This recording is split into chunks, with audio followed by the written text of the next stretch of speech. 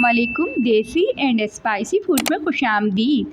आज हम बना रहे हैं शादियों में बनने वाला मज़ेदार सा स्टू भुना गोश्त। आप इसको कुछ भी कह सकते हैं।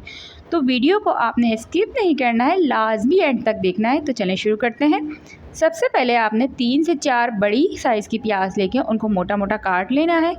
याद रहे कि हम भुना हुआ गोश्त बनाएं या स्टू बनाएं, उसमें प्याज हमने ज़्यादा ऐड करनी होती है। ये गोश्त हमारा आधा किलो के करीब गोश्त है, हमारा बोनलेस गोश्त है। आप चाहे तो इसको बोन के साथ भी शामिल कर सकते हैं, जैसी आपकी चॉइस हो। उसके बाद हम इसके अंदर 2 अदद के करीब हमने टमाटर ले लिए थे, वो हमने इसमें शामिल करने हैं।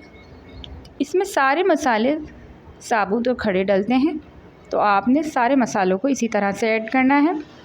अदरक लहसुन का पेस्ट मैं इसमें शामिल कर रही हूँ। आप चाहें तो 3-4 लहसुन के जवे और अदरक काट के आप इसमें शामिल कर सकते हैं, और मेरे पास अदरक लहसुन अभी पिसा हुआ है तो मैंने वो इसमें ऐड कर दिया है।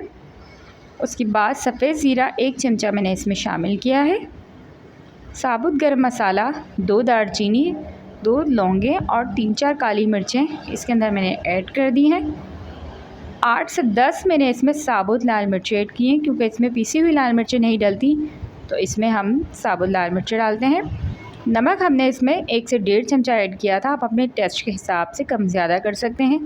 धनिया पिसा हुआ मैंने धनिया पाउडर शामिल किया था, और धनिया में साबुत भी तरह मैंने दरदरा सा इसको कूट लिया था, वो भी मैं इसमें शामिल करूँगी। धनिया इसमें दोनों तरह का डलता है, तभी टेस्ट आता है इसका।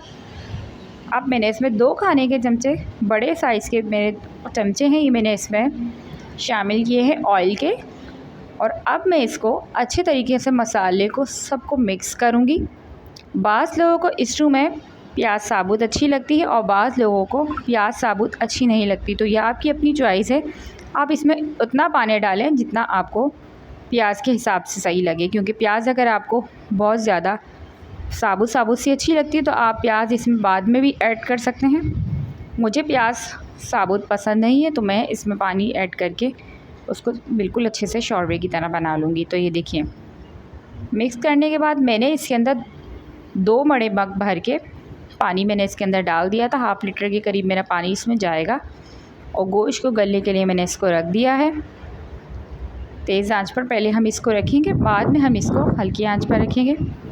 अगर आपको हमारी वीडियोस अच्छी लगती हैं तो हमारे चैनल को सब्सक्राइब करें, हमारी वीडियो को लाइक करें, शेयर करें और कमेंट्स में अपनी राय का इज़हार दें, और बेल आइकन को प्रेस करें ताकि आपको हमारी हर आने वाली वीडियोस का नोटिफिकेशन मिलता रहे।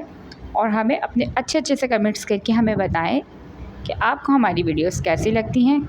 ये देखिए, गोश्त को मैं बार बार चेक करती रही हूँ कि गोश्त हमारा गल गया है।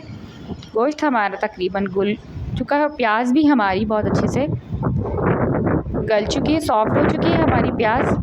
और हमने गोश्त को भी चेक कर लिया है, गोश्त हमारा गल चुका है, क्योंकि मेरा बोनलेस गोश्त था, तो बोनलेस गोश्त जल्दी गल जाता है। ये देखिए जी, बहुत ज़बरदस्त सी खुशबू आ रही है, और सारा मसाला इसमें बहुत अच्छे से मिक्स हो चुका है। अब हम इसको नॉर्मल आंच के ऊपर इसको बार बार चमचा चलाते रहेंगे और इसको भूनते रहेंगे, ताकि इसका जो प्याज है साबुत साबुत वो बिल्कुल अच्छे तरीके से इसमें डिज़ोल्व हो जाए। देखिए जी, बहुत ही ज़बरदस्त इसका मसाला बनता है। आप इसको ज़रूर बनाएं, और मुझे भी बताएं कमेंट्स में कि आपके यहाँ स्टू क्या इसी तरीके से बनता है या कोई और रेसिपी से बनता है। ये देखिए, ज़बरदस्त सा इसका टेस्ट होता है, और बहुत ही मेरी फैमिली में इसको पसंद किया जाता है। और आपने मुझे कमेंट्स में बताना है कि कौन कौन सी वीडियोस आप देखना चाहते हैं, कौन सी रेसिपीज़ आप देखना चाहते हैं। तो हमारा मसाला ये देखें बहुत अच्छे से भुन चुका है, प्याज हमारी बिल्कुल अच्छे से घुल चुकी है। मुझे इस तरह की प्याज घुल चुकी हो, मुझे इस तरह का बिल्कुल इसका मसाला पसंद है। इस तरह मेरे घर में पसंद किया जाता है।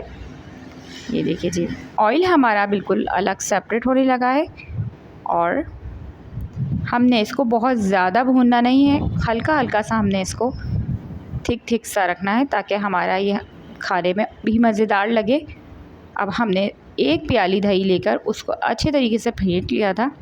सबसे लास्ट में हम इसको शामिल करेंगे जब हमारा पानी बिल्कुल खुश्क हो जाएगा, ताकि फिर दही के साथ हम इसको 3 से 4 मिनट के लिए भूनेंगे और मसाला हमारा बिल्कुल परफेक्ट तैयार हो चुका होगा।